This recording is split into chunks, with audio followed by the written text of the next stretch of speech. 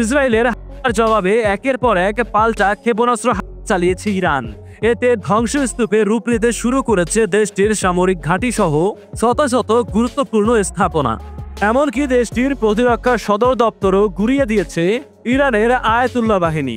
সংকটপূর্ণ এই পরিস্থিতিতে আতঙ্কে গা ঢাকা দিয়েছেন ইসরায়েলের প্রধানমন্ত্রী বেনিয়ামিন নেতানিয়াহু। এমন অবস্থায় এবার বিশ্ববাসীকে ইসরায়েলের হামলার ভিডিও লাইভ দেখতে আমন্ত্রণ জানিয়েছে ইরান। চলুন কিভাবে ঘটাতে যাচ্ছে ইরান, পুরো বিষয়টি বিস্তারিতভাবে জেনে নেওয়া যাক। ইরান ইসরায়েলের মধ্যে পাল্টাপাল্টি হামলার জেরে মধ্যপ্রাচ্য জুড়ে বিরাজ করছে চরম উত্তেজনা। পারমাণবিক এবং সামরিক স্থাপনায় হামলার জবাবে ইসরায়েলেও শত শত ব্যালিস্টিক অস্ত্র নিক্ষেপ করেছে ইরান। শুধু তাই নয়, নতুন করে আবারও তেহরানে হামলা শুরু করেছে ইরান। এমন পরিস্থিতিতে হামলার জবাবে পাল্টা হামলার কঠোর হুঁশিয়ারি দিয়েছে ইরান। দেশটির এই হামলার দৃশ্য সরাসরি দেখার জন্য বিশ্ববাসীকে আমন্ত্রণ জানিয়েছে এই দেশটি।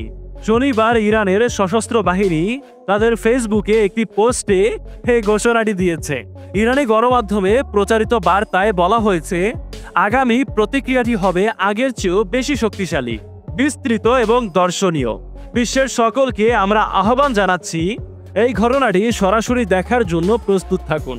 এদিকে বিশ্লেষকদের মতে এই বার্তা কেবলমাত্র ইসরায়েল নয়, বরং যুক্তরাষ্ট্র ও পশ্চিমা বিশ্বকেও লক্ষ্য করেই পাঠানো হয়েছে। বিশেষ করে মার্কিন ডিফেন্স স্যাটেলাইট এবং ড্রোন সিস্টেমগুলোর প্রতিক্রিয়া বুঝে পরবর্তী পদক্ষেপ নিতে চায় তেহরান। তবে ইসরায়েলের পক্ষ থেকে এখনও এই বিষয়ে সরাসরিভাবে কোনো প্রতিক্রিয়া জানানো হয়নি। এই দেশটির প্রতিরক্ষা মন্ত্রণালয় উচ্চ সতর্কতা অবস্থা বজায় রাখার সকলকে নির্দেশ দিয়েছে। অন্যদিকে জাতির উদ্দেশ্যে দেওয়া এক ভাষণে ইরানের সর্বোচ্চ নেতা আয়াতুল্লাহ আলী খামেনি বলেন, ইসরায়েল বেশ বড় মাপের ভুল করে ফেলেছে, যার পরিণতি তাদের জীবন অন্ধকার করে দিতে পারে। এই সময় কঠোর প্রতিশোধের বার্তা দিয়ে খামেনি আরও বলেন, ইরান এই হামলার জবাব হালকাভাবে দেবে না এবং তারা এর বিরুদ্ধে কঠোর ব্যবস্থা গ্রহণ করবে। ওই ভাষণে আয়াতুল্লাহ আলী খামেনি আরও বলেন, আমরা তাদের প্রতি কোনোভাবেই কোনো সহনশীলতা দেখাবো না। কঠোর পদক্ষেপ নেওয়া উচিত এবং তা নেওয়াই হবে।